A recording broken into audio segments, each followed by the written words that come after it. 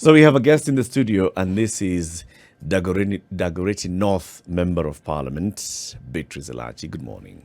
Morning. Good to have you on the show. Congratulations on your election as the MP for Dagoretti North. Thank you. Karibu sana. Asante sana. Prior to this, you were serving as the Chief Administrative Secretary, and before that, you were Speaker of the Nairobi County Assembly, and before that, you were in Parliament. Yes. Yes. Full circle. Full circle. Full circle yes. you've done. Yes. And that's a full circle of 9 years. Hiya. Yeah. A full circle of 9 years. Mm-hmm. First nominated to Parliament in 2013. Yes. By which party? The Alliance Party of Kenya. A party that The National was... Alliance. No. The Alliance Not Party. TNA.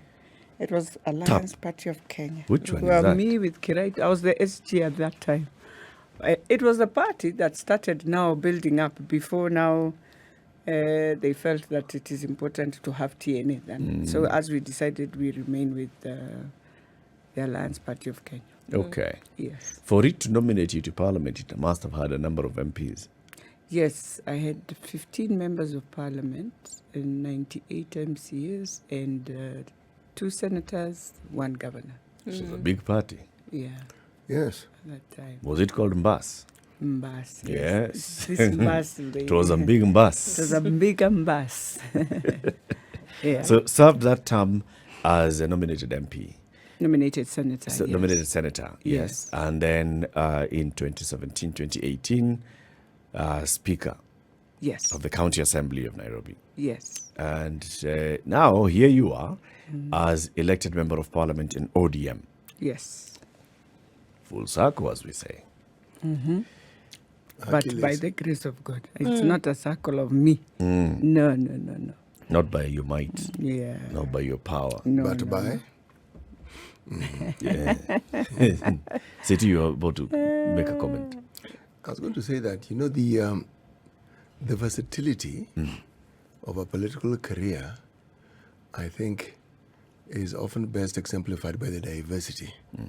If you can serve as a Secretary General of a party, serve as a nominated MP, serve as a CAS, serve as the Speaker of an Assembly, a tumultuous one as the one we have in this delightful county we live in.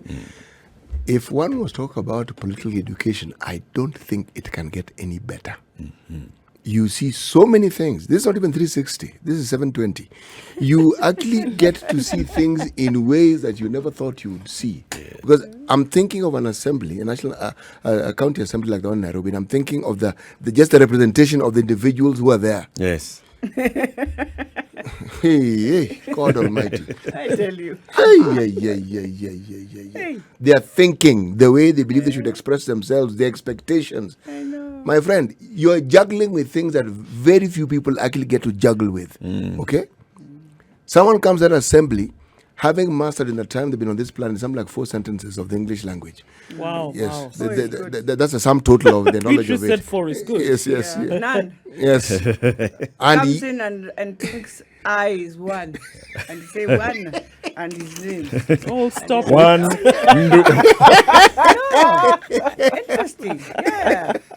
That's how sad it is. But then, but they've been elected. yeah. Yep. Yeah. Some are nominated. To represent Some, the people. Yes, some have had a career that you wouldn't think was a growth process in actually ascending to a political position, but it is.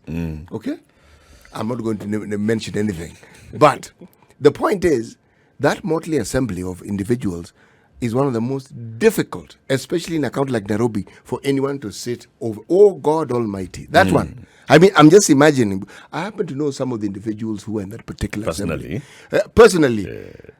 The question you want to ask, but you can never ask is, how on earth did you get here? But they got there because they were elected. But by the grace. By the... Well, yes. I think it's because I doubt whether many Nairobians really focus so much on the issue of MCA. I think even when they walk into the polling station, they are forced to just, for those who are not looking at parties, will just look at a name and just tick, or even leave, maybe. And so many of the people who vote for them are people who don't know them, but they know the party, and they just vote for the party. So those are the two challenges. It is important to know your MCA, very important, because the decisions they make are decisions that really, really change Nairobi into very interesting scenarios. So if you don't participate to understand that MCA, you will be very disappointed when things are happening, and they are the ones who are doing it. Yeah, even though sometimes they also don't like. You find that they are very interesting. Number one, you can buy them very easily if you're not careful to change a law to suit somebody who wants this. And that's the most unfortunate part, that they can be just taken and be told, we need this to change. And if they feel they'll get something in it, it's very easy for them to just change. So that's another challenge, where at least if they can just uphold and remember that before you change, it's good to just ask yourself, what are the effects, the consequences of when I'm changing for my people? That will help. And that is why you look at Kilimani today, you just feel sad, but yeah, people will say it's development, it's everything. Kileleshwa, the same. So now when you go to 47th floor, 50th floor, and you're asking yourself, so in the end of the day, you have no drainage, you have no sewer, you have nothing. Water. So very soon we will see what I've been watching in the US, where just sewer went into water in Mississippi, and it will be the same in areas of Kileleshwa, Kilimani, those areas. It will be very easy to have. This is your constituency. Yeah. What do you propose happens? You see, now you can't come again and start. The mistake has been done. My proposal is just very simple. All these guys who are building all these things, we must sit down and you must start thinking how you'll put in a drainage and make a sewer. It's as simple as that. And we go back now to the city to tell the governor and his team, you come and show us where was the sewer line of this, because you'll find everyone trying to drain everything in Nairobi River if we are not careful. And I know there are some already that are doing that. So it's the governor to come in and put in and agree, both of us, that let us just be strict. We are not bringing down any building. Mistakes have been done, but then we must work together. They must prepare a drainage for themselves. Where it gets to the next, let all the landlords now take that responsibility. Let me ask you something, Mheshimiwa. Yes. Are we saying that the bylaws that regulated the conduct of buildings within this environment changed drastically? Yes. They did. So it made it possible for high-rises to be built everywhere. Everywhere. Okay. And nobody also gave in and said, fine, even if you're building your high-rise, the number of floors can be 12, There was no maximum. There was no capping. There was no capping. Yeah. So it depends on how you have your money. And so you find one just going, and the other one is just done. So you evaluate even all these houses that are around this high. And everyone is now forced to say, if this one has built, let me just sell mine and move. Sell and move. But then, yes, I understand the bylaws being changed, but was there not requisite determination that they should be accompanied by the services that such structures will need? No. There was no legislation to that effect. God Almighty. None. So what do we need to do? Because we're where we are. And yes, you're saying let's have conversations. But what kind of conversations? Is it changing those laws? Is it putting in the caps? Or is it even saying let's pause, first of all, put in the infrastructure? Because even as you say today, let's expand the sewerage system. Where are you putting it up? Are you going to... They have the plan. Are you going to demolish what's already in existence so that you can put up a wider sewer? There's a plan. So you'll find if the plan says you've built on top of a sewer, then they'll have to just demolish. You're on top of a sewer. Yeah. Because when you are building, you knew you're building on top of a sewer. Yeah, and that sewer has to serve many others. And if you don't do that, then you'll have a health hazard one day that will be worse than building the sewer. So you pick the two and ask yourself which one is more preventable. And after all, you should have been Yeah. ready for it because Yeah. you knew you were building on this On thing in the top of first the place. sewer. So all those things are there. But then the plan should start from the governor, from the county. If the MCAs were good, they can bring in the cap and say that, let's say, for example, if it's Keleleshwa ward, you just say within Keleleshwa, we are having challenges of this, and so we need a cap, and within that, we have to bring in a bylaw that will support every tenant or every landowner to bring in. Because even if you decide to leave it that way, there's somebody who is living down who will be more affected one day than you who is up. You know? Now, let me ask the question. We're talking about micromanaging the situations with legislation at the county level. Yes. But what about the master plans that ought to probably act as the structure within which we do our business? What about those who are charged with urban planning, urban development? Because it's their thinking that guides how some of these things should function. And then how do you balance the need and the demand, which has been occasioned by the increase in population?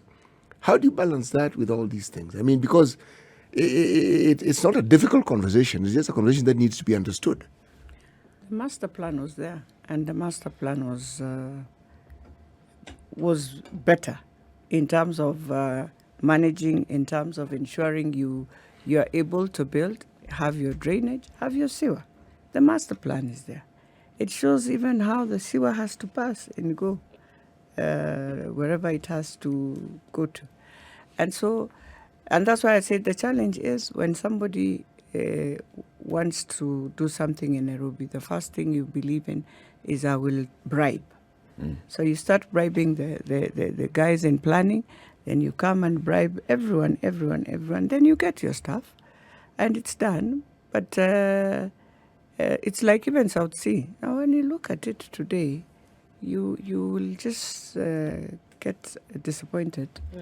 But it's gone now. But we cannot be as Kenyans every time saying everything is gone, we can't have solutions of it.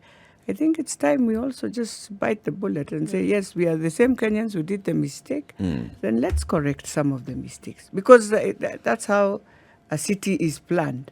Unless we want to change the city and take it somewhere else, and we leave this one to work as the way it wants to work. Yeah. So even as we look at, Mheshimiwa, looking at today specifically is obviously a different day. Yeah. We are looking at a new administration coming in. Yeah. And we are looking at, as we've talked earlier, some of the same people in positions of leadership, in positions of representation, in positions of, those who will then make sure certain things are going to be done.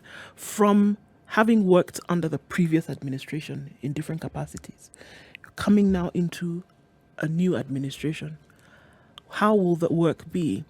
Will there be an upholding of the legacy of President Uhuru Kenyatta and his administration? Or will there be new ways of doing business from the way you look at it in President-elect Ruto's administration? Well, let me say first to congratulate the President as he goes to Kasarani to be sworn in, and to say this. We are within 1 and 1.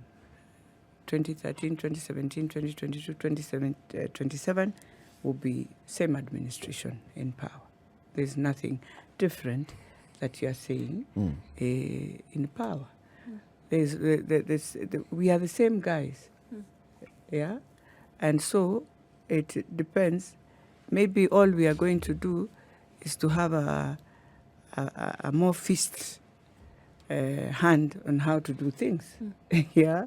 But when I listen to all the speeches, every time I listen, I go back to Jubilee's manifesto of 2013.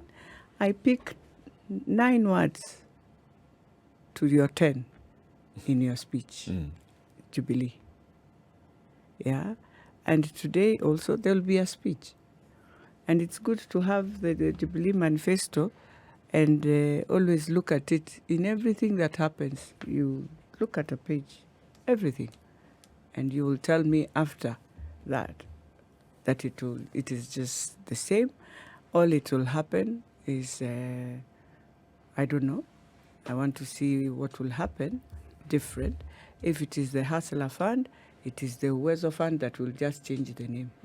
Yeah. Yeah, you just change the name. Uwezo, which Call we it came with, Hustler. call it Hustler. Period. The money is the same, everything is the same, the structure will be the same. You haven't changed. You changed the name. Yes. Then if it is issues of youth, I'll just check on the Jubilee Manifesto. What were the issues of youth? If you pick a few and fulfill that, you're still fulfilling the same manifesto that was there. There's nothing different. And then when we go back now to the issues of infrastructure, same. You'll have to do roads, you'll have to do dams. You've already said that. It's in the Jubilee Manifesto. You're not saying the different, you're not giving any proposal that when I'm doing my dam, I'll be doing it this way as vis-a-vis how Jubilee... And use different material or whatever. a bigger size. No, it's the same. Then now we come to the issue of, which I think that is... has been the most contentious, debt. So I want to see now payment of debt than borrowing. But I know in the next 6 months, they have to borrow. You have to borrow, or else the country will collapse. Why? Because there's no money? Well, since COVID time, I don't think there has been money. We've just been trying to manage. Survive. Yeah. And not just in Kenya, I think in many countries, because every country is trying to redevelop itself back. The industries that closed during COVID time in Europe, in China, they're still coming back. So many things are still very, very, very... So it's much the same. So you're saying that because we're looking at the legacy of President Uhuru Kenyatta, and we're saying that, you know, even as he leaves office, then these are stories that will be told. But I almost hear you saying that it's a legacy that's still going to live out in the presidency of William Ruto. Is that what you're saying? Yeah. The only thing I think they are promising is they will have respect. You must have dignity, which I don't understand. The dignity is going to who? To the people or to the... We have money in the pocket. Money in the pocket is just it's a matter of opening back where everything was closed. And there was a purpose why it was closed. So if you feel that purpose is not right at now, you open. You'll reach a point and wonder whether, again, you did right or wrong. Because you see, nobody, I don't think when I'm a leader, I'll wish to see my people suffer. None. No leader will want that. I don't think when you're a leader, you'll wish to see people not having money. The consequences that forces are there. And so it's good to appreciate there's a reality, you know. On 16th is when they always add fuel. Uru used to add 14th. 14th. It's tomorrow. Yeah, it's tomorrow. Tomorrow. So we are waiting. If they don't add, good. But I know at one point you'll be forced to. Yeah? You'll be forced to. Yes. The fertilizer, the factory is in Eldoret. So I hope it can give us now fertilizer. It's in Eldoret. It's not very far. It's in Eldoret. Mheshimiwa, do I hear you to be saying two things? One, those who understand the French language, like Resson, Eric, gives the impression he understands it, but whether he understands is a completely different matter. Is that the more these things seem to change, the more they seem to remain the same. That's the first thing. I'm not going to try to even talk about how the French say it, but those who understand the language will say so. Yeah. And secondly, do I hear you to be also saying that you really must understand as a Kenyan that there are promises that are made during campaigns. Please understand, they are campaign promises. Exactly. And then there's the reality. Yeah. And now the rubber is going to hit the road. Now you're going to see the reality. So yes, there are campaign promises. We get that, but now. Yeah. what can the leadership actually do? Not what they would like, but even if they wish to, what can they actually do with the reality that we have in the country? So the reality, then they will do the Hustler Fund, because the Uwezo Fund is there. So we'll just change the name in Bunge, and the structures will remain as per they are in the constituencies, and you go and borrow that money. It's not free money. It is money that you borrow that has, lesser interest. Yes. So that is already there. So it will come. So there's nothing you have done. Magic. No. It is a fund that Uhuru started. He wanted, in fact, to collapse all those funds together. It was a bit difficult. And so it will remain Uwezo. Then we have the Women Fund. Then you have the Youth Fund. And that's how the fund is. Now, how you ensure a Kenyan who you promised will receive that money is how, I don't know. Maybe that will be now the promise. But if we are going to use the normal structure that government used to give money, then you have to go through a process. You must go to get a form at your fund office. You fill it properly. We get to evaluate you, and then you get the money. So it's not just money that will come and just, at least for me, I will say as BEATRICE ELACHI, yes, we promised women we will have to boost their businesses. So if the fund comes, I know the women. I will go to every woman who I know sells. Because also, you can't give everyone money who doesn't believe in doing business also. Yeah, and you can't force them to do the business, because maybe that is not what their talent is. So that is one. And then I think we are saying fertilizer. Yeah, fertilizer, Uhuru had tried also to bring it already back down to 2,000, by the way. So it is a matter of, is there that fertilizer? And can it be now given to farmers? And can now farmers get it more in the market than going to a cereal? Because for that price, they were sending farmers to a cereal to buy. But then can it be spread now to markets? So I'm awaiting it be spread. And it should not be just for now. It should be for the next 5 years. No farmer will ever wake up and ask the government, we want fertilizer, you know. So then we come to the issue of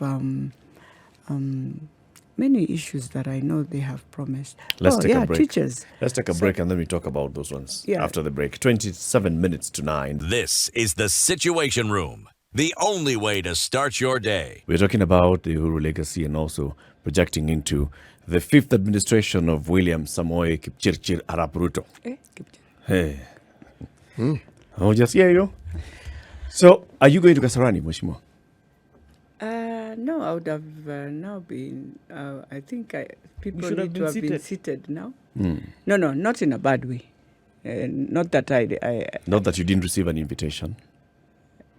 Well, I would say, I think they brought the invitations. It's only that I didn't pass through Parliament to pick it. Last I heard, that's your not the neighbor, issue. KJ, is the one who was handling invitations for members of Parliament. Ah, okay. I didn't even know that. Okay. I'll be lying. But not in a bad way.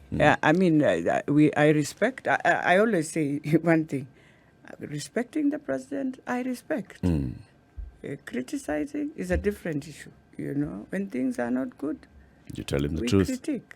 Yes. When they are okay, we say, yeah, Kenya is moving. So that's how you view it. I believe in it, yes. So how are you going to operate in Parliament?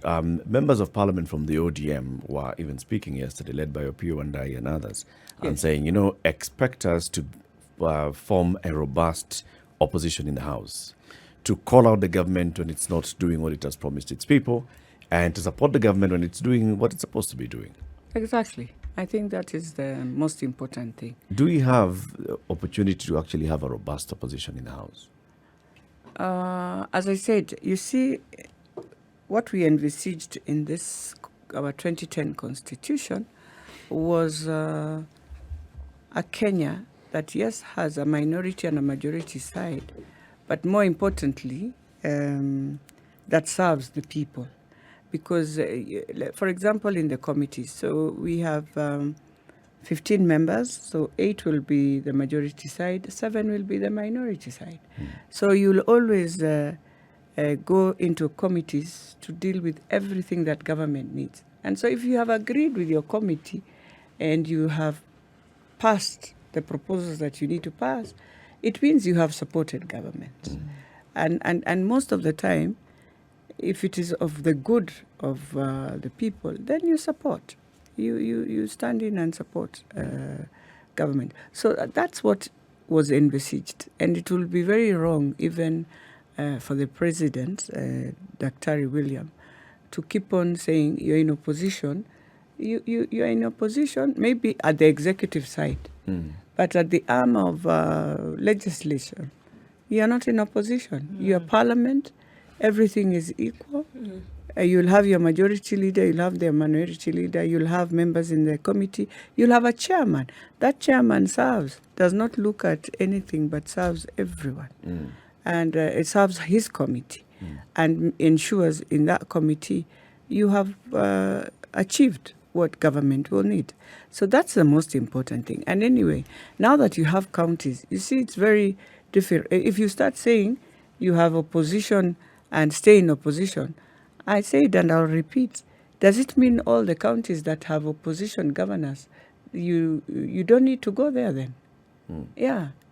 If you start that route, then don't step there. Why are you going there and they are in the opposition? And the only thing they need is what the Constitution said. You must give them their money and they will work for their people. So if you are going to Mombasa to do what? It's in opposition. You are the president. No, that's why I'm saying when you're the president, you can't say you stay in your position and stay. No, you are the president. You're supposed to go across this country. You have national functions that are in those counties that are within opposition, and they must function from the national government, and they must work so that they support your GDP, support your economy, but also support across the country. But if we start that language, we are trying to tell someone who will start saying, oh, and you know, ELACHI, your home is not here. You have your home somewhere else where you people normally have the presidency. Go with your people and stay and take care of your people as us. We take care of our people. So it's not a good language. As a president, you are a president of Kenya. Kenya is a unitary state. If you want to now split it, is when you start a language where you say, oh, these ones are this. No, there's none. Even in civil service, you have people who voted either way. So are you going to sack them all and put them in opposition? So those are some of... So a president should not be talking that language. Let the others, they can say, you know. But is it not important, Mheshimiwa, for Yes. everybody to remind you that you are in the minority and we expect you to play the opposition's role? And the opposition's role here is basically saying, even when matters come to a committee, Yes. your primary focus is the people and the people's interests. Of course, Whereas those in the majority, the 8 in the majority may be, singing to the tune of the executive, and the executive may just be coming up with a plan that you can see will not necessarily benefit the people. Then your point is to make sure that at that point, even if you're 7 out of 8, you stand strong and you say, no, this does not benefit the people. No, you see, the good thing with politicians is one. And that's why I said how they work in committees is very different. Because we don't look at it at you are in executive or what. No. We look at it, is it benefiting your constituency? Yes. You, yes. You, yes. You, yes. And we pass it. And that's why I was saying, you can't say in Parliament, we will come on the floor of the House and do those things you're saying, which sometimes I find it... I will find drama. it. Yeah, those dramas, I don't like that. I mean, not me. For me, I don't think I need drama. If I have accepted this report in my committee, then it will pass on the floor of the House. I don't need to bring drama in the floor of the House. If I don't want that report, I will do my minority report. And when I come on the floor of the House, I'll tell the Speaker, I've descended on this because of 1, 2, 3. And it will stay that way. Let it go on record. But let it not go. You feel this is wrong. Then you let it at because the majority have. So Then when it comes on the floor of the House, you know very well it is going to pass. So you've not helped. And that is why when you're in the committee, ensure before it goes on the floor of the House, it is beneficial to the people. So that when it goes to the floor of the House, you agree, all of you. But when you are in that committee, I know, as in the opposition, we shall be more of ensuring whatever comes to the floor of the House is beneficial to the people of Kenya. If there's something that we feel is not, all of us at that time will agree that we are indeed refusing this. And so that time you'll know this one indeed is the government, that is the executive that is pushing. But anything that benefits Mwananchi, we shall stand firm. And anything that we feel we need to enrich so that it benefits Mwananchi, it is our duty when I'm in the committee to amend and tell them this one is not going like this. It has to go like this. You know, Yeah. the parliament that you belong to shouldn't have a very big problem in ensuring that they conduct themselves in a manner that the public who are their bosses and who elected them feel that their representation is actually beneficial, because the parliament that preceded you set a really low bar. Very. Yes, so it shouldn't be very, very difficult, for the parliament that you're in to actually show that they are doing something. But also, the thing I don't understand is, why should those who are in government or who represent the majority feel that they can assign themselves duties of determining who should be in the opposition? I mean, if you're not on the side of those who have formed the government, automatically there's the assumption that you're in the opposition. Yeah. But you are saying that we don't have a structure for the opposition with Yes. our current constitution. You remember BBI was to strengthen that and to bring in a very strong opposition where you ensure you have a shadow minister. All those things are there. But then it was to strengthen so that we relook at the constitution and re-amend that weakness that we brought in.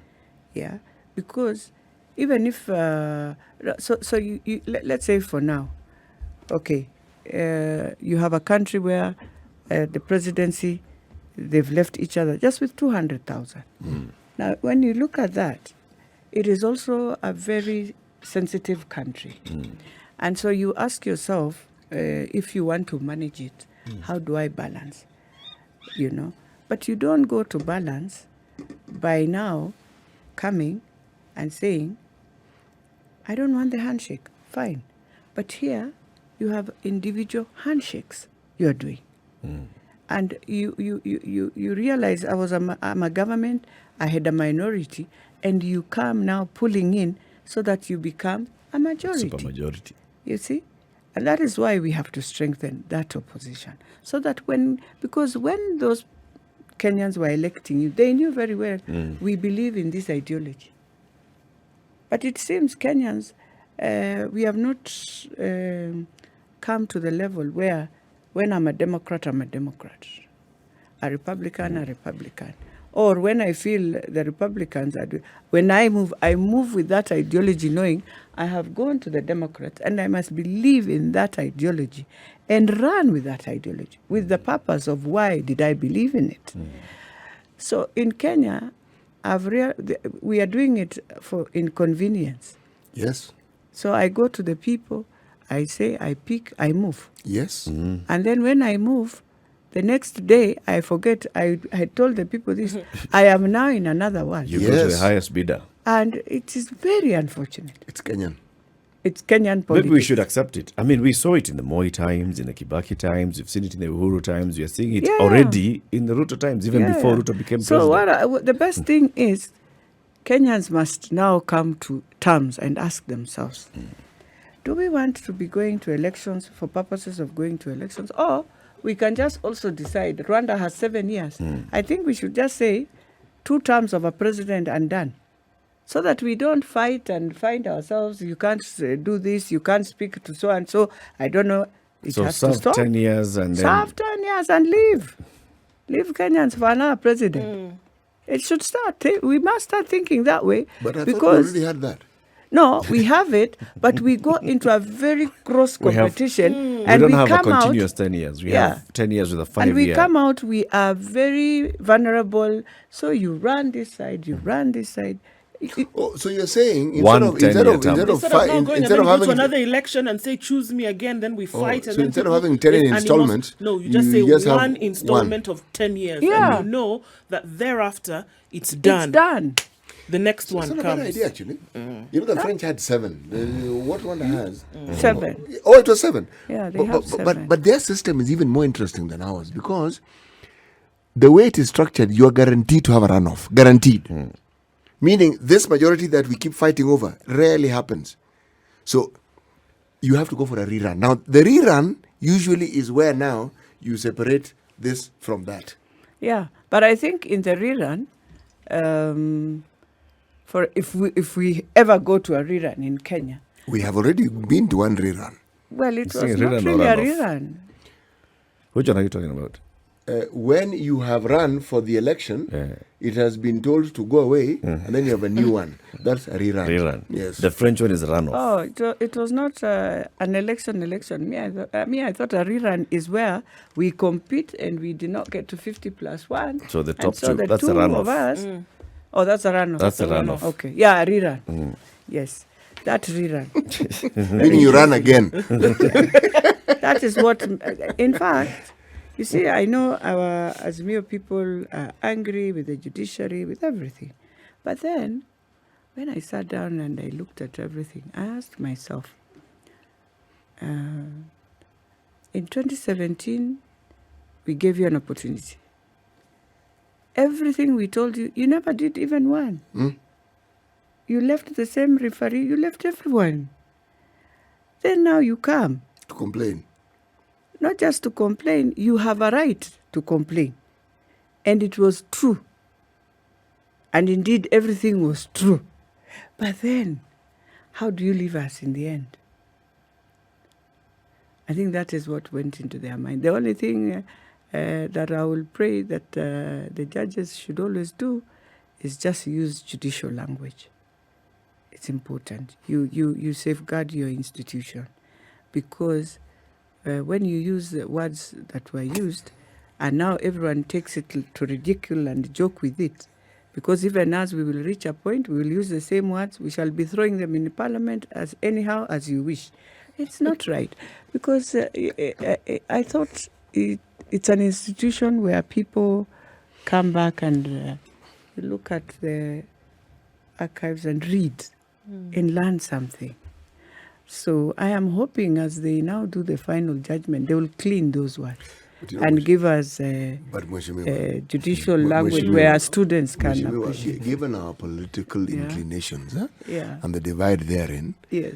surely the problem with decisions that are made, whether it's in the Supreme Court or whether the IBC, Yeah. we tend to look at all these things with the tinted glasses, irrespective of where you are. I know. You're not clear-sighted. You don't sort of like. There's a tint to the instrument you're using to look at it. But it also tells us how it is our entire visions as Kenyans, politically speaking, are instrumentalized. We believe that what we know and want is what ought to be the truth. Now, I know. we may even disagree and we may even be right. But we're discussing it earlier on in the morning. There is a small detail of understanding the rule of law. It very rarely agrees with what you like or what you want. Yes. It may not even be the truth, Yeah. but it's a The legal position. legal position. Yes. Yeah. No. For me, I that's what I'm saying. You know, when you go, that's the legal position. And because you went knowing it will, there will be Could an go outcome. either way, yes. You know, Yes. there will be an outcome. And I think it is important. All I need to say, I salute Kenyans. They are the heroes. I mean, for real, that we can go through an election.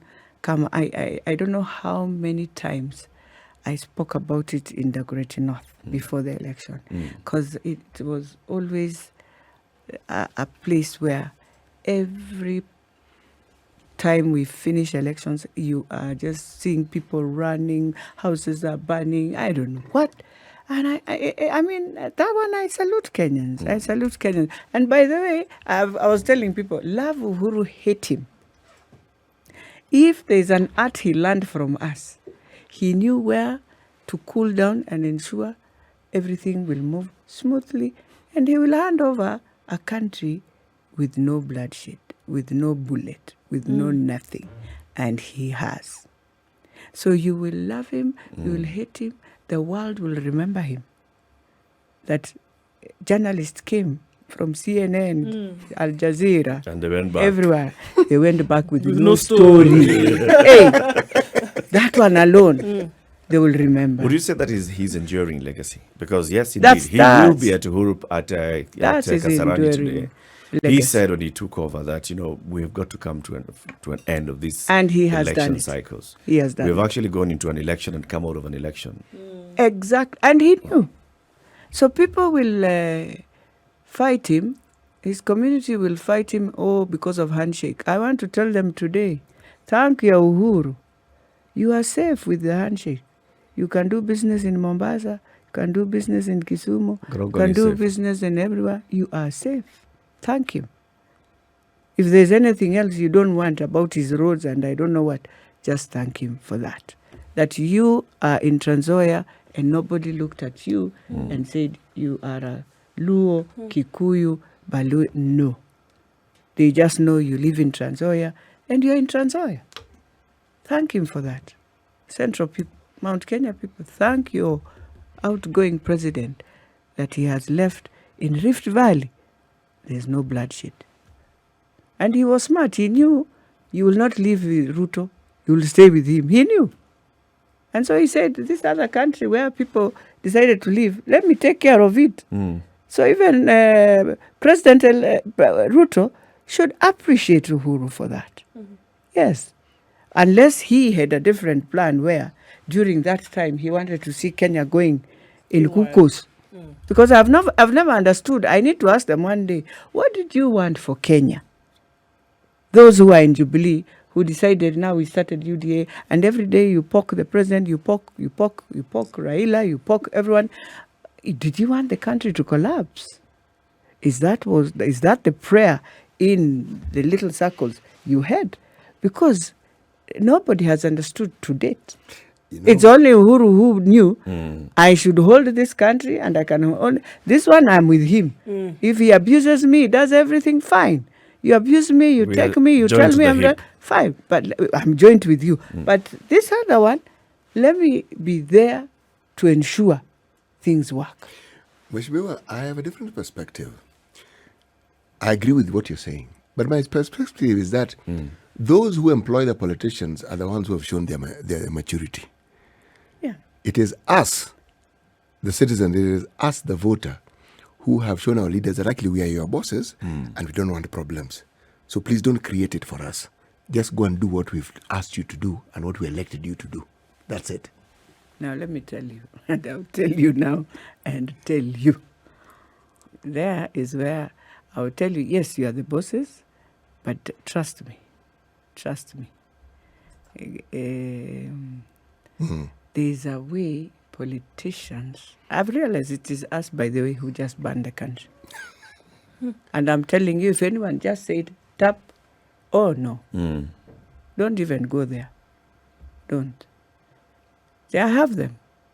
Every day I hear how they speak, how they say, and I keep on speaking as a mother. No. But now they have appreciated.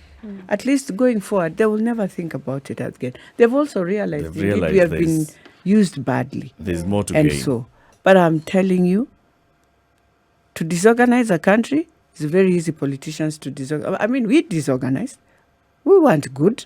We disorganized. We made people hate each other. With up to today, if anyone asks, what was this that was the issue? problem? You can't tell. We have left without knowing the problem. Yeah. Yeah. Mheshimiwa, let's take a break. Let's get to the news.